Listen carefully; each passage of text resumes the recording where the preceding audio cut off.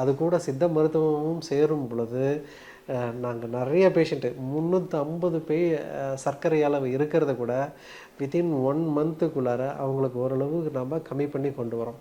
ஆனால் இதில் அதில் உணவு முறை வந்து ரொம்ப முக்கியம். பொதுவாக இந்த சர்க்கரையானது நம்ம உடம்புல வந்து எப்படி வந்து சேருது அப்படின்னாக்கா, சர்க்கரை மூலப்பொருட்களோட கூட்டு பொருட்கள் இருக்குது. அதாவது வந்து பாலிசாக்கரைடு, டைசாக்கரைடு, கார்போஹைட்ரேட்ஸ், இந்த மாதிரியான சுக்ரோஸு, லாக்டஸ், இந்த மாதிரியான சர்க்கரை ஒன்றுக்கும் மேற்பட்ட குளுக்கோஸ்கள் வந்து சேர்ந்து ஒரு மூலக்கூறுகளாக வந்து நமக்கு உணவு பண்டங்களில் வந்து இருக்குது.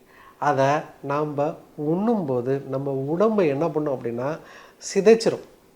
அது வந்து என்ன பண்ணும் அப்படின்னா, அது வந்து கடைசியாக அது வந்து குளுக்கோஸை தான் வந்து கன்வெர்ட் பண்ணும். நம்ம எனர்ஜிக்கு செல்லில் போய் அடையும் போது எனர்ஜியை உருவாக்குறதுக்கு வந்து குளுக்கோஸ் மாலிகள் தான் வந்து ரொம்ப முக்கியம். அப்போது நம்ம உடம்பு என்ன பண்ணும் அப்படின்னாக்கா, நம்ம வர சர்க்கரை அளவு அதிகமாக இருந்துச்சுன்னா அதை மாற்றி ஒரு கூட்டு பொருளாக மாற்றி அதை வந்து நம்ம உடம்புலேயே சேர்ந்துச்சு வச்சுக்கும்.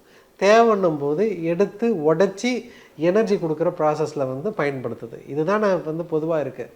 அப்போது நார்மலாக நம்ம உடம்பால் இந்த செயல்பாடில் கொண்டு போய் சேர்க்க முடியலன்னும் போது நமக்கு ரத்தத்தில் வந்து சர்க்கரை அளவு நார்மலாகவே இருக்குது இல்லையா?